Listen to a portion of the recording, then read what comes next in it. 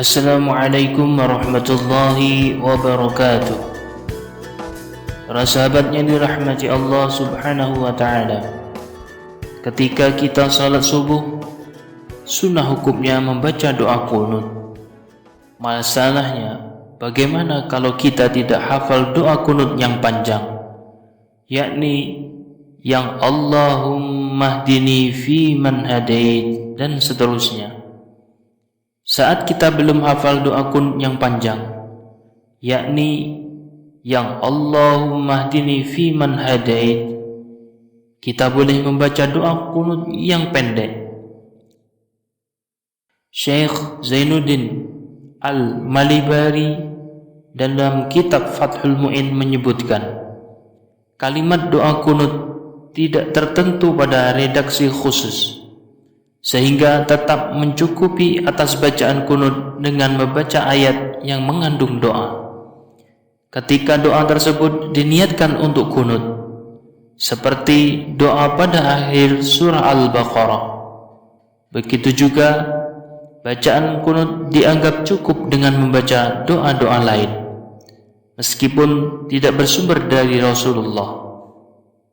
Syekh Wahbah Al-Zuhaili dalam kitab Al-Fiqhul Islam wa Adillatuh menyebutkan dan juga sah menjadi doa qunut doa-doa yang mengandung makna permohonan dan pujian, seperti Allahumma ghfirli ya ghafur.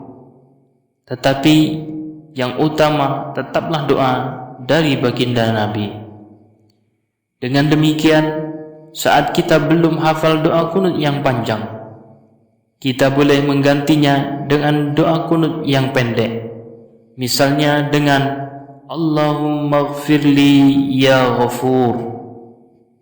Jadi prakteknya, saat kita sholat subuh, di rakaat kedua sebelum sujud, kita baca doa qunut yang redaksinya pendek sebagai berikut: Allahumma ghfirli ya ghafur, wa sallallahu ala sayyidina Muhammadin nabiyil ummiyyi wa ala alihi wa sahbihi wa baraka wa sallam. Meskipun boleh membaca doa qunut yang pendek, namun yang utama tetap doa qunut yang panjang, sehingga dianjurkan segera menghafalkan dengan sempurna doa qunut yang panjang, yaitu yang Allahumma hdini fi man hadait dan seterusnya. Karena doa inilah doa qunut yang diajarkan Rasulullah sallallahu alaihi wasallam. Allahumma hdini fi man hadait wa afini fi man afait wa tawallani fi man tawallait وبارك لي فيما أعطيت وقني برحمتك شر ما قضيت فإنك تقضي ولا يقضى عليك وإنه لا يذل من واليت ولا يعز من عاديت تباركت ربنا وتعاليت فلك الحمد على ما قضيت وأستغفرك وأتوب إليك وصلى الله على سيدنا محمد النبي الأمي وعلى آله وصحبه وبارك وسلم. اللهم اهدني فيمن هديت وعافني فيمن عافيت وتولني فيمن توليت وبارك لي فيما أعطيت وقني برحمتك شر ما قضيت فإنك تقضي ولا يقضى عليك وإنه لا يذل من واليت ولا يعز من عاديت تباركت ربنا وتعاليت فلك الحمد على ما قضيت، وأستغفرك وأتوب إليك. وصلى الله على سيدنا محمد النبي الأمي وعلى آله وصحبه وبارك وسلم.